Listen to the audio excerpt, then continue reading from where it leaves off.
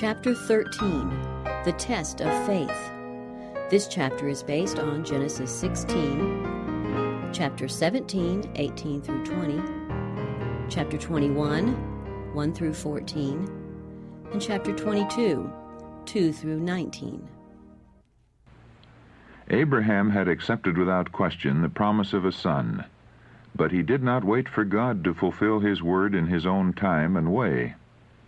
A delay was permitted to test his faith in the power of God, but he failed to endure the trial. Thinking it impossible that a child should be given her in her old age, Sarah suggested, as a plan by which the divine purpose might be fulfilled, that one of her handmaidens should be taken by Abraham as a secondary wife.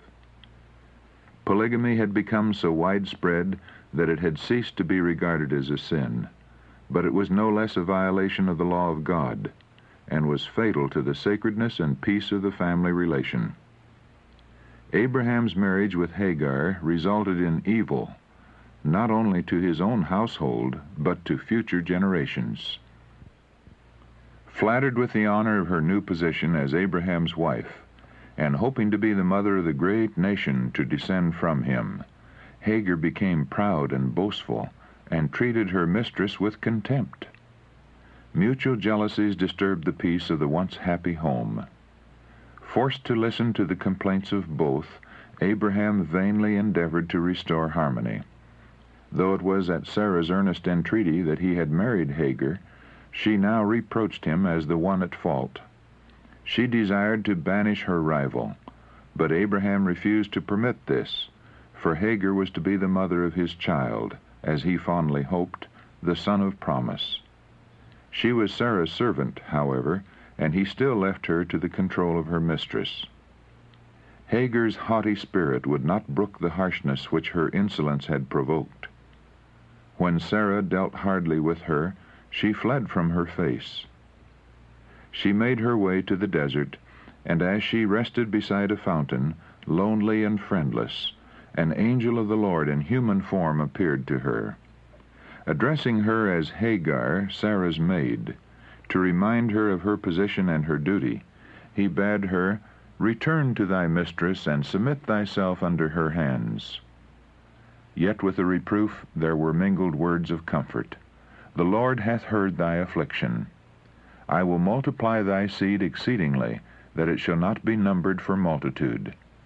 And as a perpetual reminder of his mercy, she was bidden to call her child Ishmael, God shall hear.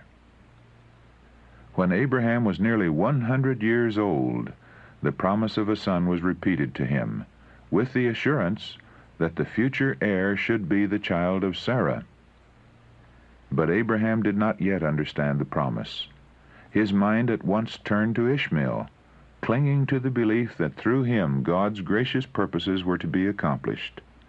In his affection for his son, he exclaimed, "Oh, that Ishmael might live before thee!" Again the promise was given, in words that could not be mistaken. "Sarah thy wife shall bear thee a son indeed, and thou shalt call his name Isaac, and I will establish my covenant with him." Yet God was not unmindful of the father's prayer. "As for Ishmael," he said, "I have heard thee. Behold, I have blessed him, and I will make him a great nation." The birth of Isaac, bringing after a lifelong waiting the fulfillment of their dearest hopes, filled the tents of Abraham and Sarah with gladness. But to Hagar, this event was the overthrow of her fondly cherished ambitions.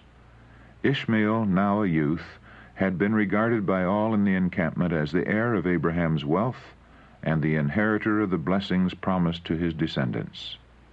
Now he was suddenly set aside, and in their disappointment, mother and son hated the child of Sarah. The general rejoicing increased their jealousy, until Ishmael dared openly to mock the heir of God's promise. Sarah saw in Ishmael's turbulent disposition a perpetual source of discord, and she appealed to Abraham, urging that Hagar and Ishmael be sent away from the encampment. The patriarch was thrown into great distress. How could he banish Ishmael, his son, still dearly beloved? In his perplexity, he pleaded for divine guidance. The Lord, through a holy angel, directed him to grant Sarah's desire. His love for Ishmael or Hagar ought not to stand in the way, for only thus could he restore harmony and happiness to his family. And the angel gave him the consoling promise that though separated from his father's home, Ishmael should not be forsaken by God. His life should be preserved, and he should become the father of a great nation. Abraham obeyed the angel's word, but it was not without keen suffering. The father's heart was heavy with unspoken grief as he sent away Hagar and his son. The instruction given to Abraham touching the sacredness of the marriage relation was to be a lesson for all ages. It declares that the rights and happiness of this relation are to be carefully guarded, even at a great sacrifice. Sarah was the only true wife of Abraham. Her rights as a wife and mother no other person was entitled to share. She reverenced her husband, and in this she is presented in the New Testament as a worthy example. But she was unwilling that Abraham's affections should be given to another, and the Lord did not reprove her for requiring the banishment of her rival. Both Abraham and Sarah distrusted the power of God, and it was this error that led to the marriage with Hagar. God had called Abraham to be the father of the faithful, and his life was to stand as an example of faith to succeeding generations. But his faith had not been perfect. He had shown distrust of God in concealing the fact that Sarah was his wife, and again in his marriage with Hagar. That he might reach the highest standard, God subjected him to another test, the closest which man was ever called to endure. In a vision of the night he was directed to repair to the land of Moriah, and there offer up his son as a burnt offering upon a mountain that should be shown him. At the time of receiving this command, Abraham had reached the age of 120 years. He was regarded as an old man, even in his generation. In his earlier years he had been strong to endure hardship and to brave danger, but now the ardor of his youth had passed away. One in the vigor of manhood may with courage meet difficulties and afflictions that would cause his heart to fail later in life, when his feet are faltering toward the grave. But God had reserved his last, most trying test for Abraham until the burden of years was heavy upon him, and he longed for rest from anxiety and toil. The patriarch was dwelling at Beersheba, surrounded by prosperity and honor. He was very rich, and was honored as a mighty prince by the rulers of the land. Thousands of sheep and cattle covered the plains that spread out beyond his encampment. On every side were the tents of his retainers, the home of hundreds of faithful servants. The son of promise had grown up to manhood by his side. Heaven seemed to have crowned with its blessing a life of sacrifice in patient endurance of hope deferred. In the obedience of faith, Abraham had forsaken his native country, had turned away from the graves of his fathers and the home of his kindred. He had wandered as a stranger in the land of his inheritance. He had waited long for the birth of the promised heir. At the command of God he had sent away his son Ishmael, and now, when the child so long desired was entering upon manhood, and the patriarch seemed able to discern the fruition of his hopes, a trial greater than all others was before him. The command was expressed in words that must have wrung with anguish that father's heart. "Take now thy son, thine only son Isaac, whom thou lovest, and offer him there for a burnt offering." Isaac was the light of his home, the solace of his old age, above all else the inheritor of the promised blessing. The loss of such a son by accident or disease would have been heart-rending to the fond father. It would have bowed down his whitened head with grief. But he was commanded to shed the blood of that son with his own hand. It seemed to him a fearful impossibility. Satan was at hand to suggest that he must be deceived, for the divine law commands, "Thou shalt not kill," and God would not require what he had once forbidden. Going outside his tent, Abraham looked up to the calm brightness of the unclouded heavens, and recalled the promise made nearly 50 years before, that his seed should be innumerable as the stars. If this promise was to be fulfilled through Isaac, how could he be put to death? Abraham was tempted to believe that he might be under a delusion. In his doubt and anguish he bowed upon the earth and prayed, as he had never prayed before, for some confirmation of the command if he must perform this terrible duty. He remembered the angels sent to reveal to him God's purpose to destroy Sodom, and who bore to him the promise of this same son, Isaac, and he went to the place where he had several times met the heavenly messengers, hoping to meet them again and receive some further direction, but none came to his relief. Darkness seemed to shut him in, but the command of God was sounding in his ears, "Take now thy son, thine only son Isaac, whom thou lovest." That command must be obeyed, and he dared not delay. Day was approaching, and he must be on his journey. Returning to his tent, he went to the place where Isaac lay sleeping the deep, untroubled sleep of youth and innocence. For a moment the father looked upon the dear face of his son, then turned tremblingly away. He went to the side of Sarah, who was also sleeping. Should he awaken her, that she might once more embrace her child? Should he tell her of God's requirement? He longed to unburden his heart to her, and share with her his terrible responsibility, but he was restrained by the fear that she might hinder him. Isaac was her joy and pride.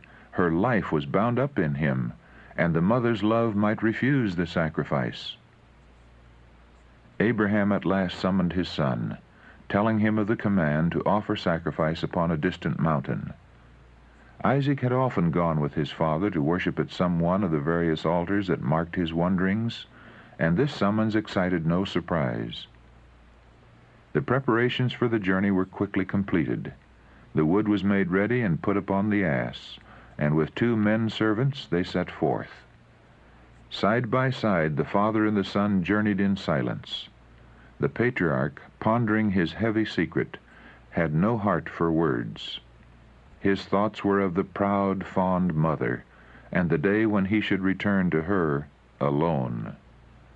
Well he knew that the knife would pierce her heart when it took the life of her son. That day, the longest that Abraham had ever experienced, dragged slowly to its close.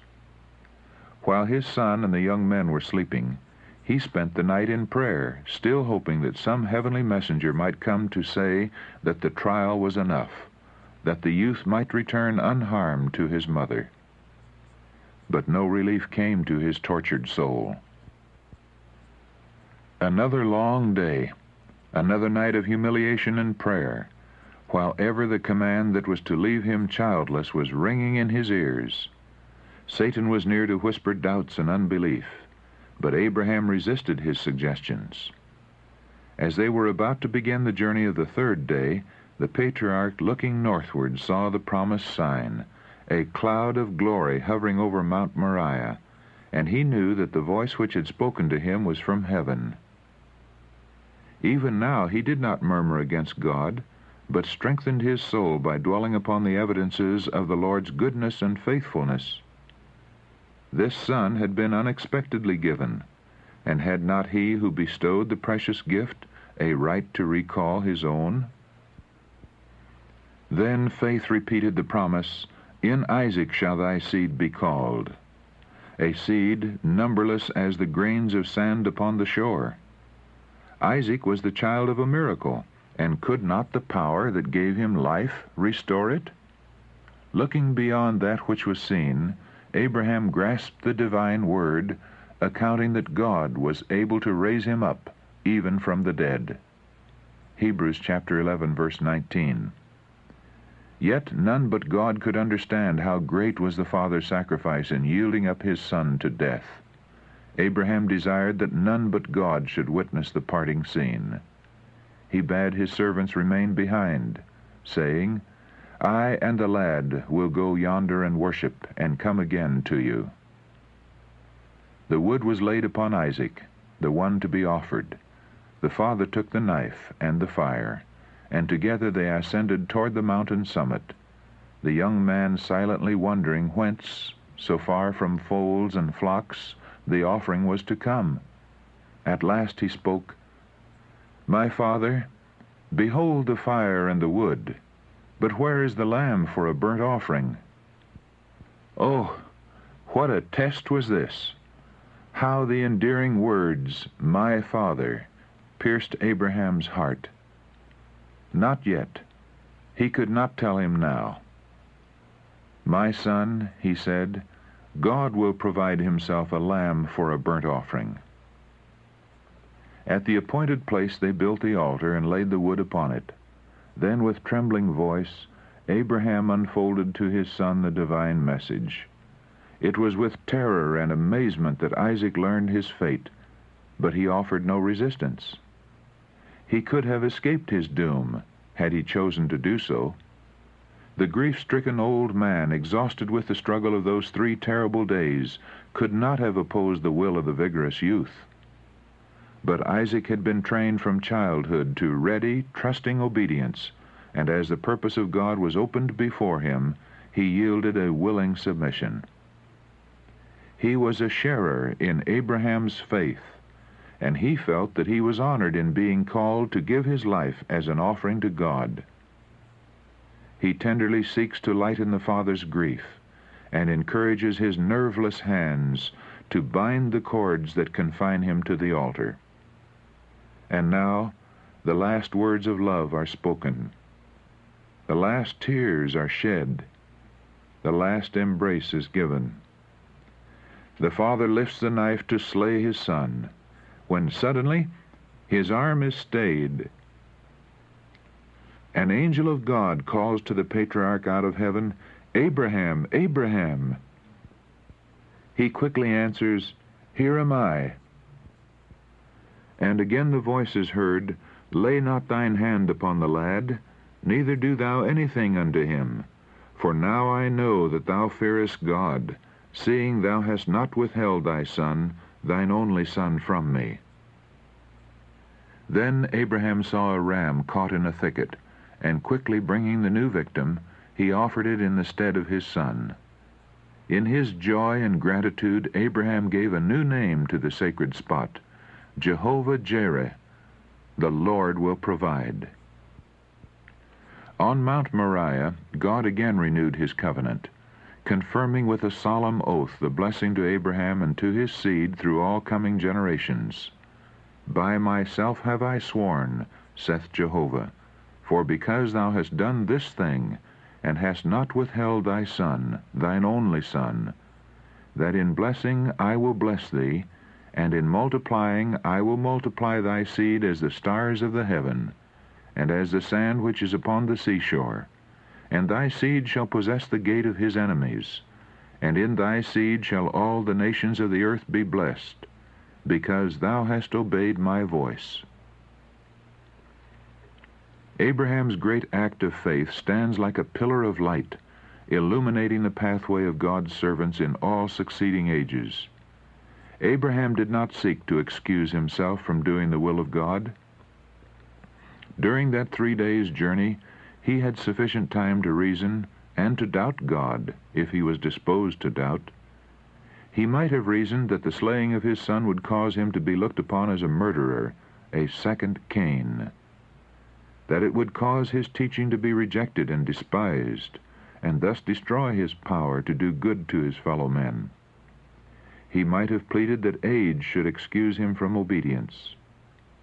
But the patriarch did not take refuge in any of these excuses. Abraham was human. His passions and attachments were like ours, but he did not stop to question how the promise could be fulfilled if Isaac should be slain. He did not stay to reason with his aching heart. He knew that God is just and righteous in all his requirements, and he obeyed the command to the very letter. Abraham believed God, and it was imputed unto him for righteousness, and he was called the friend of God. James chapter 2, verse 23. And Paul says, They which are of faith, the same are the children of Abraham. Galatians chapter 3, verse 7. But Abraham's faith was made manifest by his works. Was not Abraham our father justified by works, when he had offered Isaac his son upon the altar? Seest thou how faith wrought with his works, and by works was faith made perfect? James chapter 2, verses 21 and 22. There are many who fail to understand the relation of faith and works. They say, only believe in Christ and you are safe. You have nothing to do with keeping the law. But genuine faith will be manifest in obedience. Said Christ to the unbelieving Jews, If ye were Abraham's children, ye would do the works of Abraham. John chapter 8, verse 39. And concerning the father of the faithful, the Lord declares, Abraham obeyed my voice and kept my charge, my commandments, my statutes, and my laws. Genesis chapter 26, verse 5. Says the Apostle James, Faith, if it hath not works, is dead, being alone. James chapter 2, verse 17.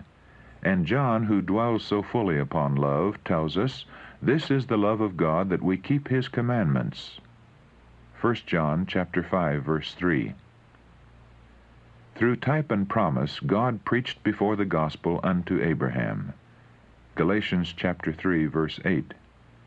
And the patriarchs' faith was fixed upon the Redeemer to come. Said Christ to the Jews, Your father Abraham rejoiced that he should see my day, and he saw it, and was glad. John chapter 8, verse 56, from the Revised Version, the marginal reading. The ram offered in the place of Isaac represented the Son of God, who was to be sacrificed in our stead.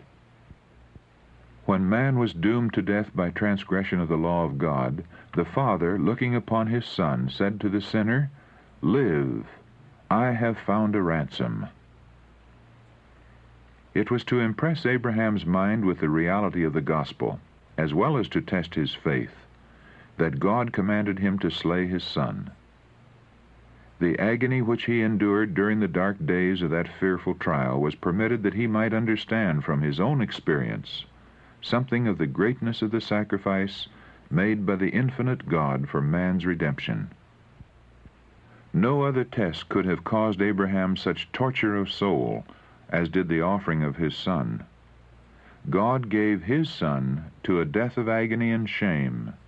The angels who witnessed the humiliation and soul anguish of the Son of God were not permitted to interpose, as in the case of Isaac. There was no voice to cry, It is enough. To save the fallen race, the King of Glory yielded up his life. What stronger proof can be given of the infinite compassion and love of God? He that spared not his own Son, but delivered him up for us all, how shall he not with him also freely give us all things? Romans chapter 8, verse 32. The sacrifice required of Abraham was not alone for his own good, nor solely for the benefit of succeeding generations, but it was also for the instruction of the sinless intelligences of heaven and of other worlds. The field of the controversy between Christ and Satan, the field on which the plan of redemption is wrought out, is the lesson book of the universe. Because Abraham had shown a lack of faith in God's promises, Satan had accused him before the angels and before God of having failed to comply with the conditions of the covenant, and as unworthy of its blessings. God desired to prove the loyalty of his servant before all heaven, to demonstrate that nothing less than perfect obedience can be accepted, and to open more fully before them the plan of salvation. Heavenly beings were witnesses of the scene as the faith of Abraham and the submission of Isaac were tested. The trial was far more severe than that which had been brought upon Adam. Compliance with the prohibition laid upon our first parents involved no suffering, but the command to Abraham demanded the most agonizing sacrifice. All heaven beheld with wonder and admiration Abraham's unfaltering obedience. All heaven applauded his fidelity. Satan's accusations were shown to be false. God declared to his servant, "Now I know that thou fearest God, notwithstanding Satan's charges, seeing thou hast not withheld thy son, thine only son, from me."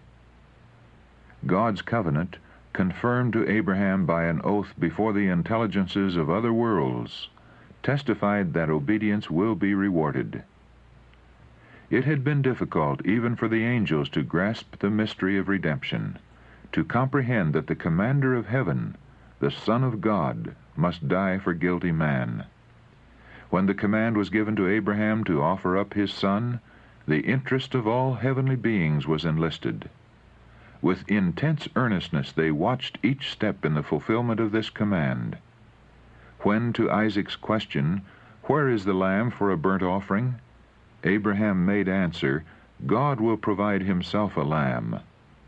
And when the father's hand was stayed as he was about to slay his son, and the ram which God had provided was offered in the place of Isaac, then light was shed upon the mystery of redemption, and even the angels understood more clearly the wonderful provision that God had made for man's salvation.